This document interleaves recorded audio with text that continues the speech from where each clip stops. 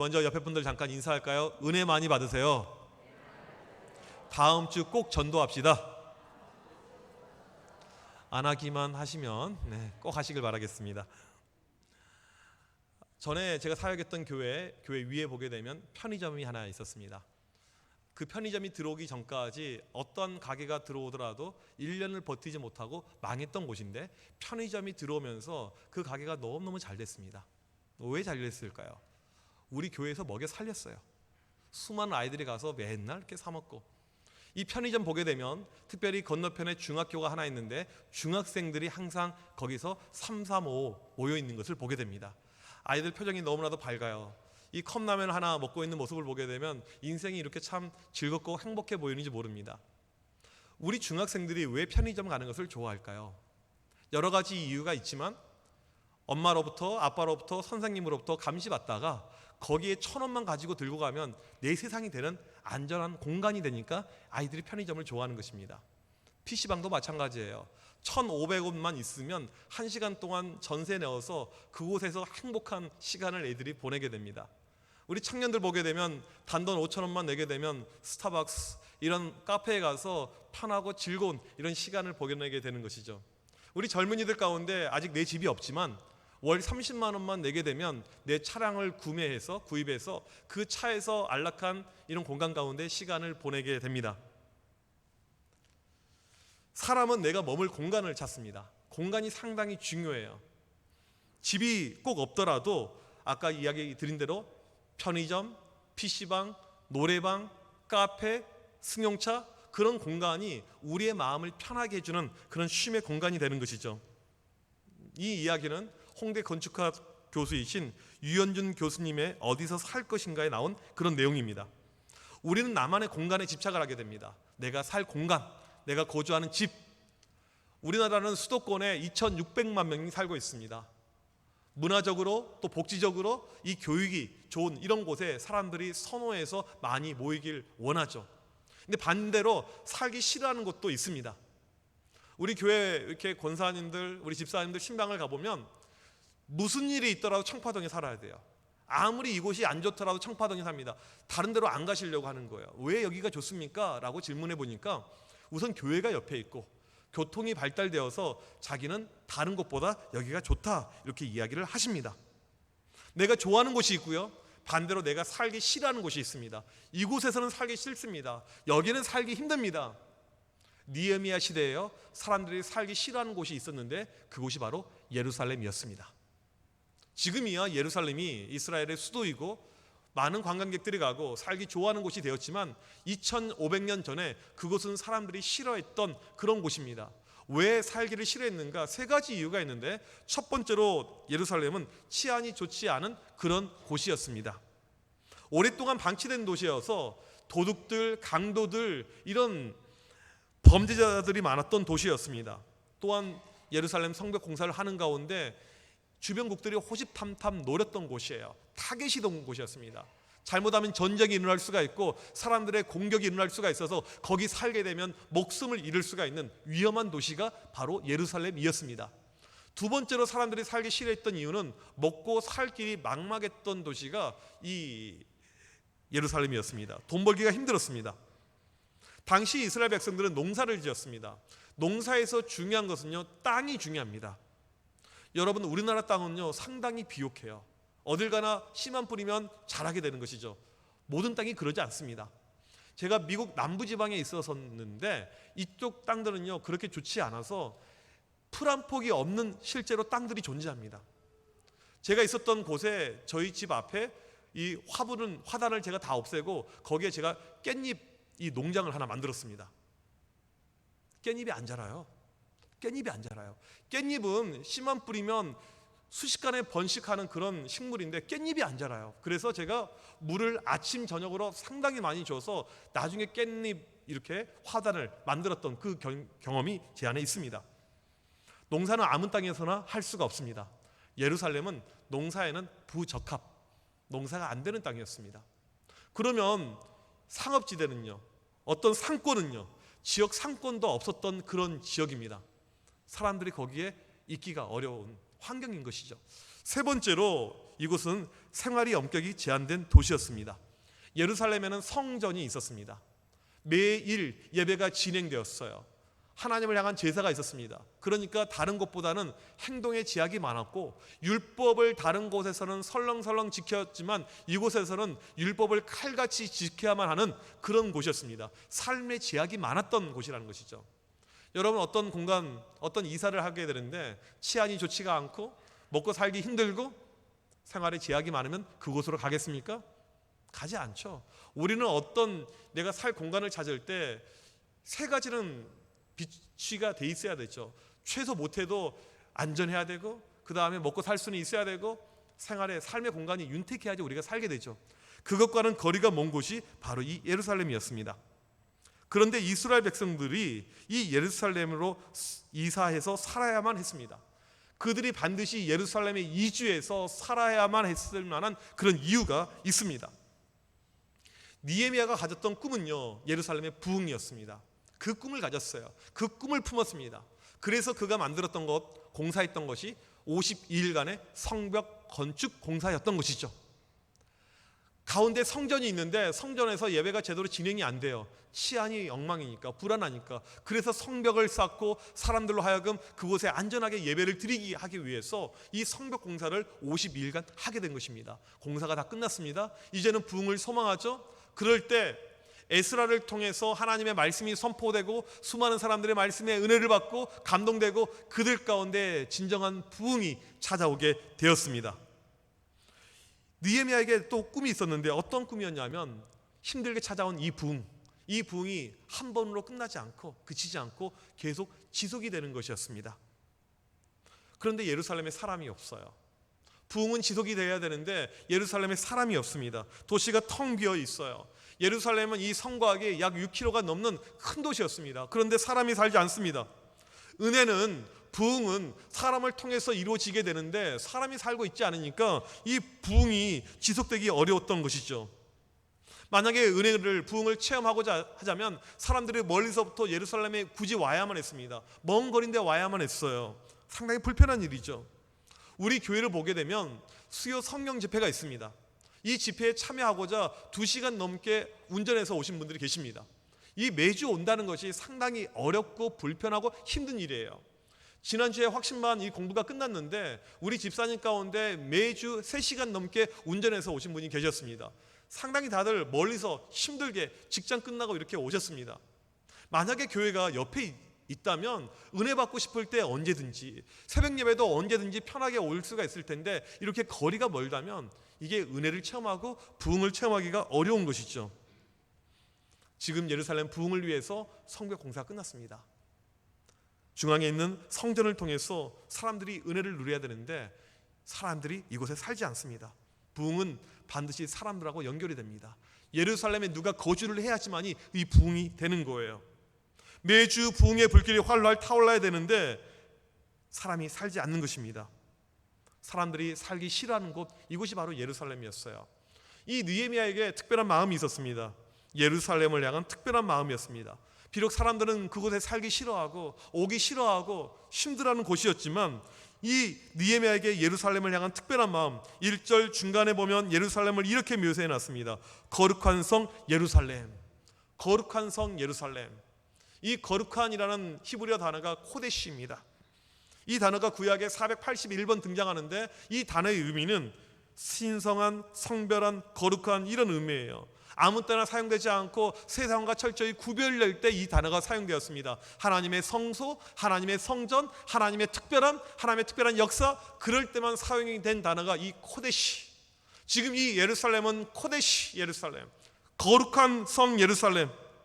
예루살렘은 거룩한 곳입니다. 부흥의 중심이에요. 영적 기지입니다. 부흥의 불길은 반드시 예루살렘을 통해서 동서사방으로 전파가 된 것입니다. 그런데 사람들은 이곳에 오지 않으려고 그래요. 왜요? 살 수 있는 여건이 아니거든요. 환경이 아니거든요. 힘들거든요. 그래서 느헤미야가 묘안을 짭니다. 어떻게 하면 사람들이 오게 할 수 있을 것인가? 오늘 말씀에 3가지로 오는 방법을 만듭니다. 첫 번째로 지도자들을 먼저 이주를 시킵니다.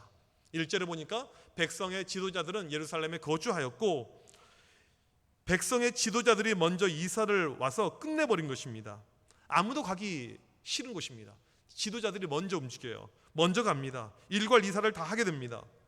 리더는요, 일반 사람들이 하기 힘든 일을 할 때 그 사람을 리더라고 합니다. 리더십은요, 일반 사람들이 하기 힘든 일, 어려운 일을 할 때 그 사람에게 부여가 되는 것이 바로 리더십이 되는 것이죠. 다른 말로 솔선수범이라고 합니다.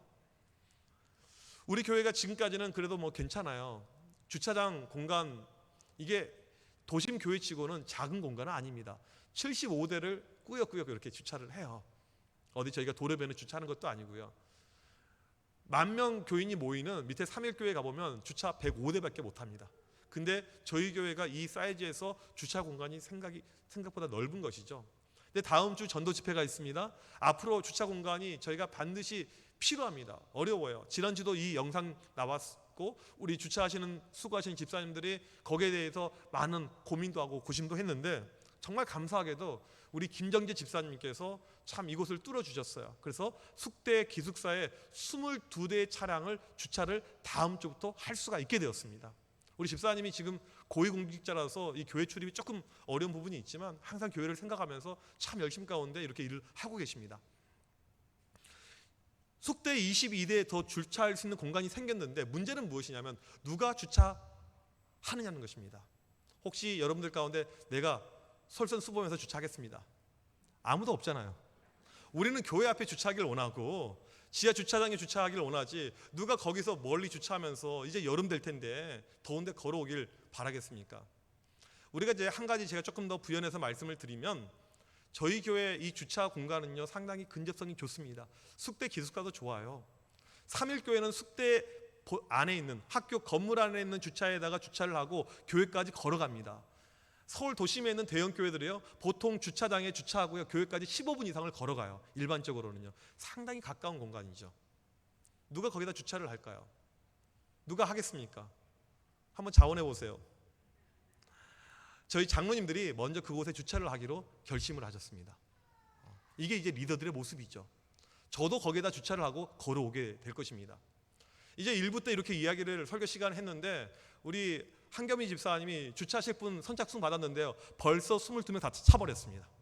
여러분 주차하고 싶어도 거기 주차 못해요. 이제는 힘드시더라도 교회 앞에 주차를 하셔야 됩니다. 리더들의 솔선수범이 바로 이러한 어떤 모습인 것이죠. 교회가 전도가 되려면요 기존에 교회 다녔던 분들이 불편함을 느껴야 됩니다. 우리가 조금 불편함을 감수해야지만이 새로운 사람들이 편하게 교회를 다닐 수가 있는 것이죠. 이스라엘의 리더들은 힘든 일을 했어요. 먼저 앞장서서 힘든 일을 했었을 때 부흥의 실마리가 계속 풀려가게 된 것입니다. 두 번째로 제비뽑기하여 백성의 10분의 1을 이주를 시킵니다. 이제 남아있는 백성들이에요. 누가 거기로 이주를 할 것인가 서로 안 가려고 하니까 제비를 뽑습니다. 요즘에는 제비뽑기 이런 건 없죠. 구약시대에 있었던 제도인데 제비뽑기는 구약에 하나님의 뜻을 알고자 했었을 때 행했던 방법입니다. 레위기 16장 8절을 보게 되면 아사셀 염소를 선택한 방법에서부터 시작을 하여서 이스라엘 백성이 가나안 땅에 들어갈 때 어떠한 땅을 차지할 것인가 지파별로 제비를 뽑았고요. 그 다음에 성전에서 수종 들을 때 누가 할 것인가 다 제비를 뽑았습니다. 하나님의 뜻을 찾는 방법이 제비뽑기였어요. 그러면 이 제비뽑기가 지금도 유효할까요? 어느 교회를 봤더니 후임 담임 목사님을 뽑는데 제비뽑기로 뽑는 교회가 있더라고요. 어떻게 생각하세요? 신약시대 오순절 성령 강림 이후에 이 땅의 교회와 사역은 철저히 성령의 인도함을 받게 되어져 있습니다. 그래서 사람들을 통해서 모든 결정을 하게 돼요. 교회가요 성령에 충만한 사람들의 합의를 통해서 모든 뽑는 것이 결정이 되게 됩니다. 오늘 말씀해 보니까 10분의 1을 뽑아요. 그리고 이 사람들이 이주를 해오게 됩니다. 하나님의 뜻이니까 이들은 당연히 이사를 해오게 되는 것이죠. 10분의 9는 원래 있었던 그곳에 살게 됩니다. 세 번째로 자원하는 사람들이 이주를 하게 됩니다. 2절에 보니까 사람들 가운데 먼저 제가 예루살렘에 가서 살겠습니다 하는 사람들이 자원을 하게 됩니다. 남들이 가지 않고 주저주저할 때 자원하는 사람들이 생겨난 거예요. 이들은 자기들의 어떤 편리들, 안이함, 편안함, 우리 자녀들 교육들, 자녀들 미래, 이것보다 중요한 것은 하나님의 성전이었습니다. 그들에게 중요한 우선순위는 하나님께서 우리에게 주신 부흥이라는 두 글자였어요. 그러니까 이들이 과감하게 이주 결정을 한 것입니다. 대단하죠. 남들이 하지 않으려고 하는 그 예루살렘, 그곳에 이들이 먼저 자원해서 갑니다. 오늘 말씀해 보니까 나머지 백성들은 그들을 축복해 줍니다. 부흥을 계속해서 갈망하는 이 심령들 넘쳐나길 그들이 소망해 줍니다. 이렇게 2주가 완료가 됩니다. 아무도 살려고 하지 않았던 예루살렘, 사람들이 텅 비었던 예루살렘, 드디어 사람들이 채워지게 됩니다. 그리고는 이 부흥의 놀라운 갈망들이 계속해서 퍼져나가게 됩니다. 오늘 말씀 3절부터 보게 되면 어떤 내용이 나와 있냐면, 느헤미야 11장에는 이주했던 사람들의 명단이 나옵니다. 그들의 지파가 나옵니다. 그들의 가문이 나옵니다. 이름들이 하나씩 기록이 되어져 있습니다. 느헤미야는요, 사람들 이름 적는 것을 좋아했어요. 여러분들 이름 적혀본 적 있으십니까? 어렸을 때 보게 되면 학교에서 떠든 사람 이런 거 말고요, 좋은 의미로.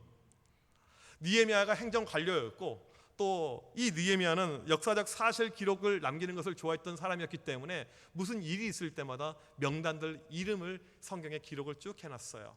지난주 보게 되면 하나님의 말씀대로 율법을 실천하겠습니다, 84명의 명단이 나와 있었죠. 느헤미야 11장 보게 되면 사람들의 지파들 이름들 다 기록이 되어져 있습니다. 솔직히 이름을 다 읽고 싶어요. 하지만 시간 관계상 너무나도 분량이 많아서 그것을 패스했습니다.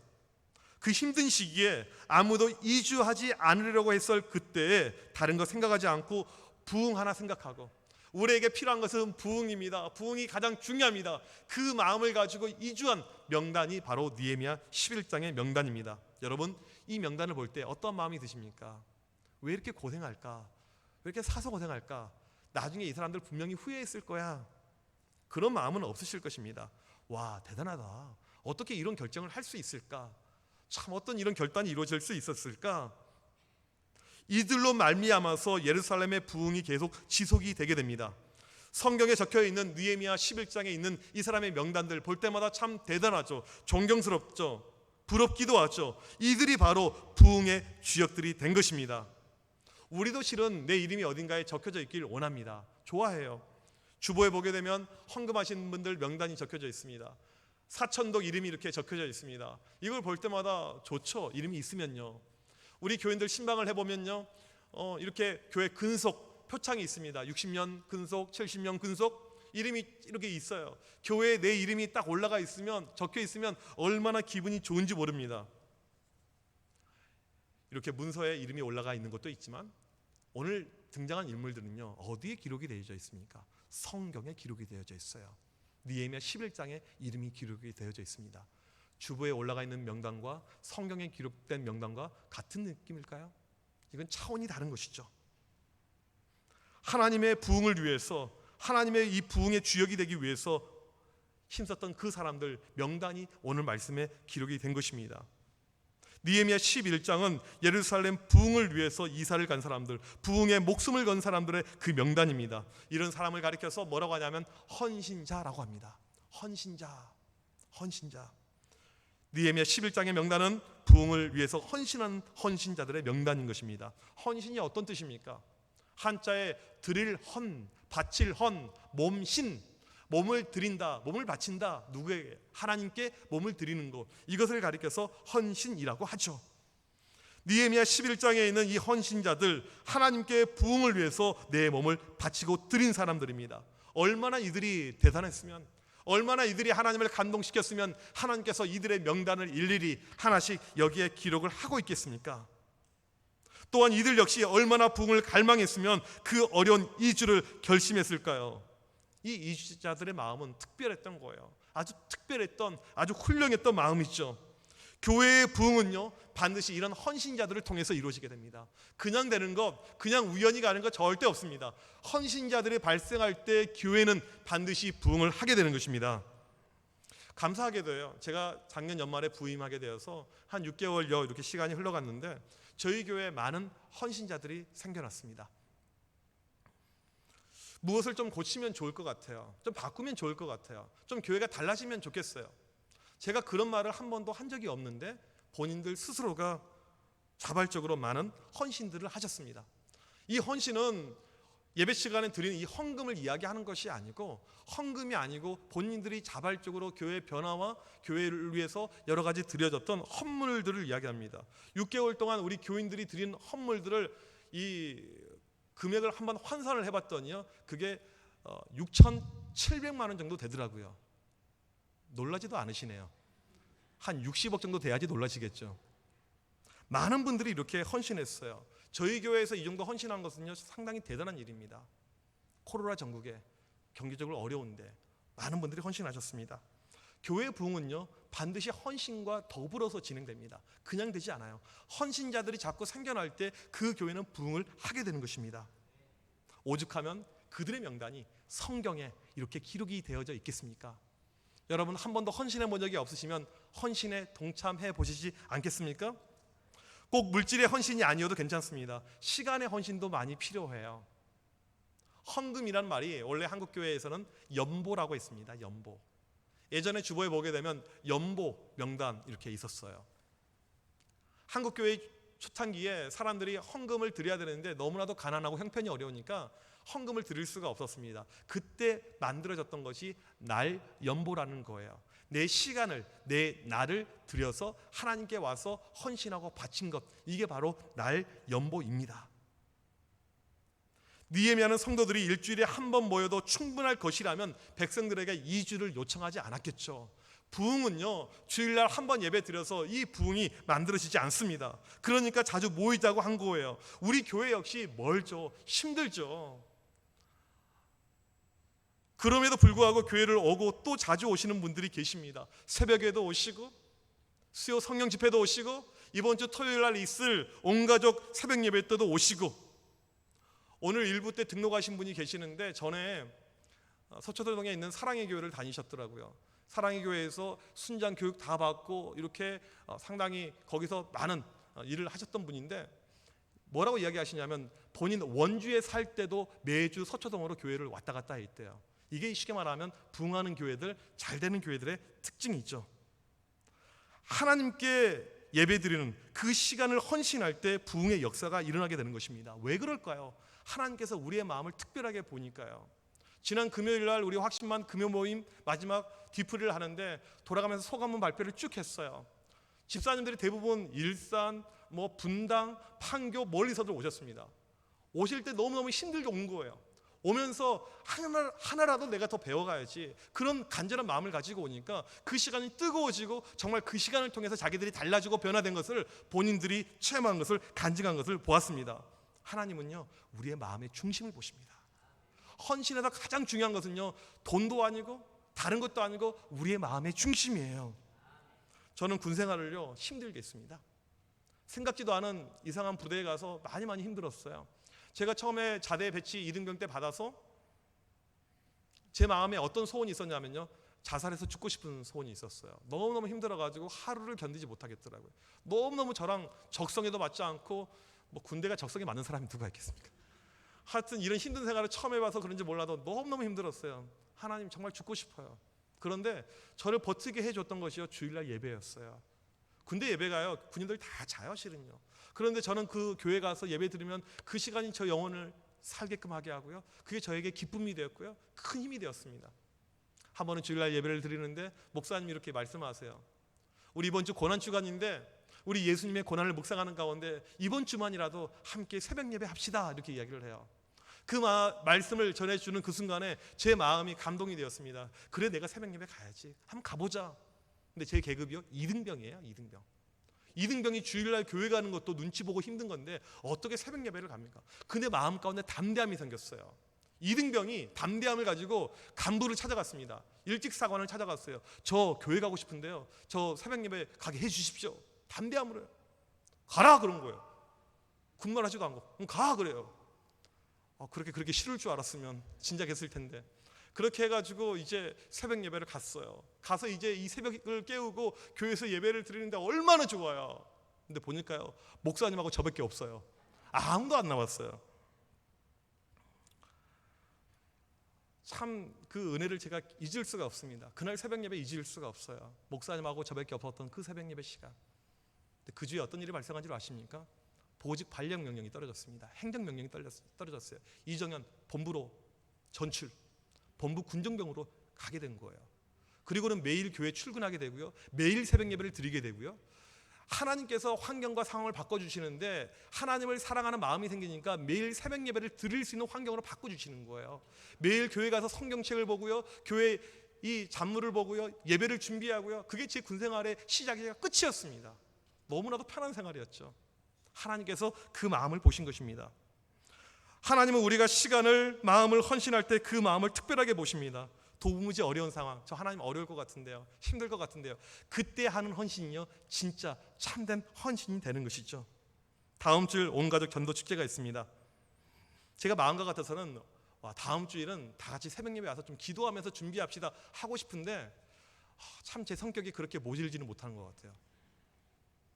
여러분들 있는 곳이 어떤 곳이라도 상관없이 함께 꼭 기도해 주시길 바랍니다. 2층 로비가 아니고 엘리베이터 앞에 가게 되면 이렇게 작정해서 기도할 수 있는 명단들 이미 적혀져 있고요. 거기에 볼펜이 하나 꽂혀져 있는데 여러분이 금식하고 기도에 동참하실 수 있는 날짜를 꼭 적어주시길 바랍니다. 전도는요 기도를 통해서 이루어지게 됩니다. 기도가 가장 중요한 거예요. 하나님은 우리에게 이런 헌신자를 찾으십니다. 헌신자들이 생겨날 때 부흥이 일어나게 되는 것이죠. 또한 우리가 전도한 일에 앞장서서 우리가 교회를 채우는 일에 헌신을 해야 됩니다. 이스라엘 백성들이 억지로라도 교회를 채웠듯이 우리가 교회를 채워야 되는 것입니다.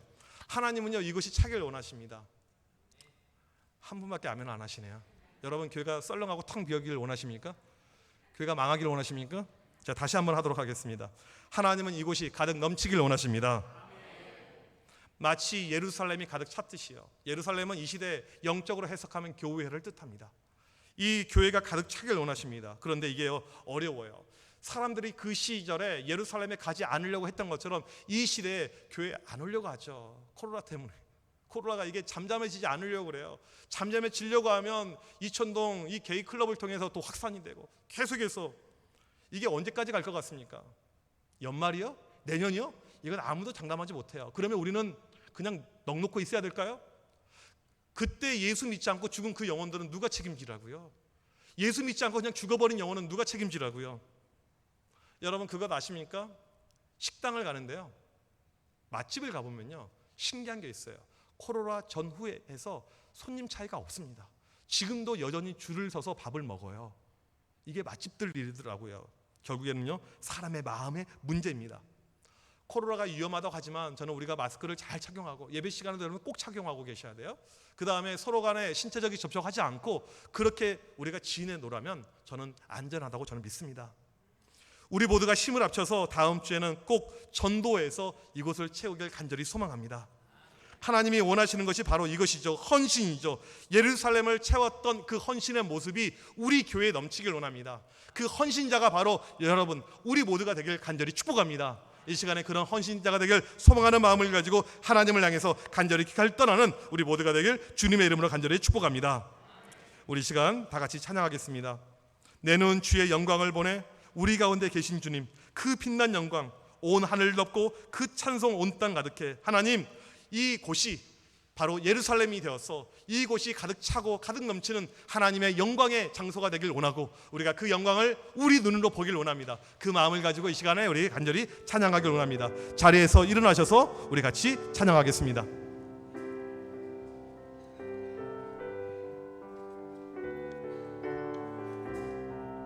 내 눈 주의 영광을 보내 내 눈 주의 영광을 보내 우리 가운데 계신 주님 그 빛난 영광 온 하늘 덮고 그 찬송 온 땅 가득해 내 눈 주의 영광을 보내 찬송 가운데 서신 주님의 얼굴을 온 세상 향하네 권능의 발을 드셨네 주의 영광 이곳에 가득해 우린 선의 주님과 함께 찬양하며 우리는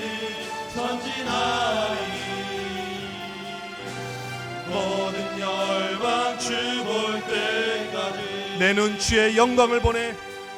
내 눈 주의 영광을 보내. 우리 가운데 계신 주님, 그 빛난 영광, 그 빛난 영광 온 하늘 덮고 그 찬송 온 땅 가득해. 내 눈 주의 영광을 보내.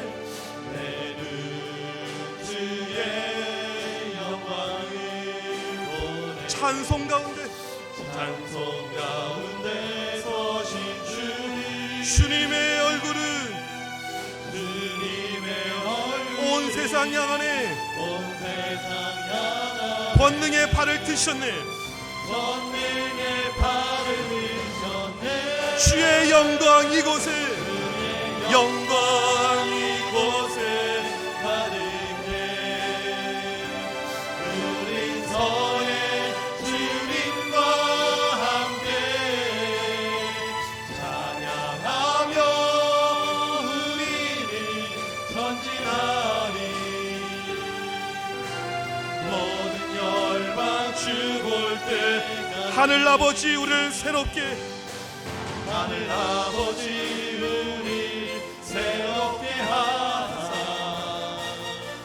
열방 중에서 들을 섬기게 하소서.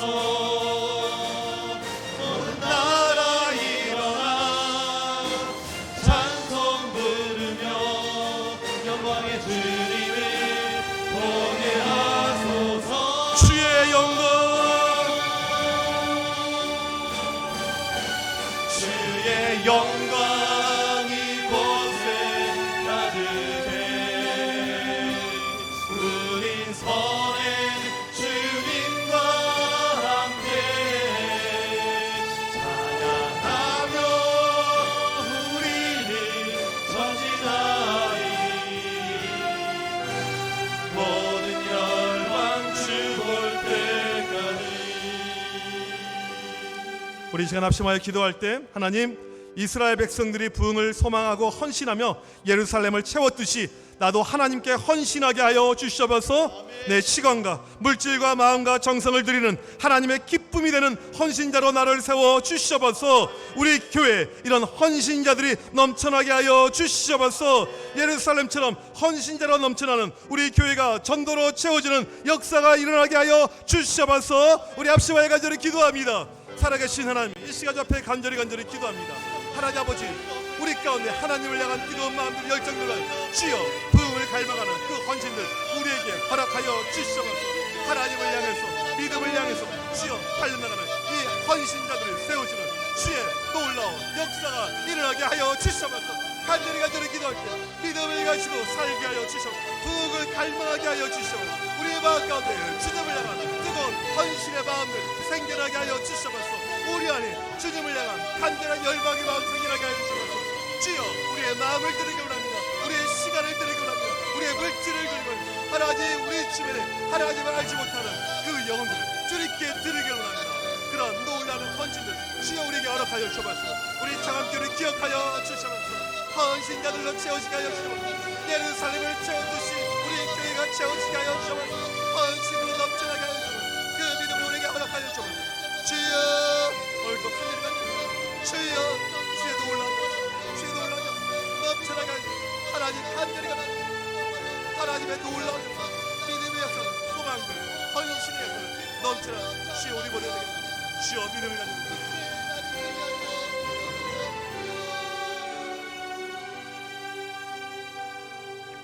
하나님 아버지, 이 시간 우리의 마음과 물질과 생각과 몸과 모든 것을 올려드립니다. 우리 청암교회 더욱더 헌신자들이 많아지게 하여 주옵소서. 예루살렘이 헌신자들로 채워졌듯이 우리 교회가 헌신자들로 채워지는 교회 되게 하여 주시옵소서. 예루살렘이 사람들로 채워져 부흥이 지속이 되었듯이 우리 교회에 많은 영혼들 보내 주옵소서. 부흥의 불길이 타오르게 하여 주시옵소서. 우리를 사용하여 주시옵소서. 우리 교회를 사용하여 주시옵소서. 부흥의 주역이 되게 하여 주시옵소서. 하나님의 역사를 믿고 의지하고 달려가게 하여 주시옵소서. 지금은 우리 주 예수 그리스도의 크신 은혜와 하나님 아버지의 무한하신 사랑하심과 성령님의 위로 교통하심이 이 시간 하나님께 헌신하길 원하는 정함교회 온 교우들 머리머리 위에 지금부터 영원토록 함께 있을지어다. 아멘.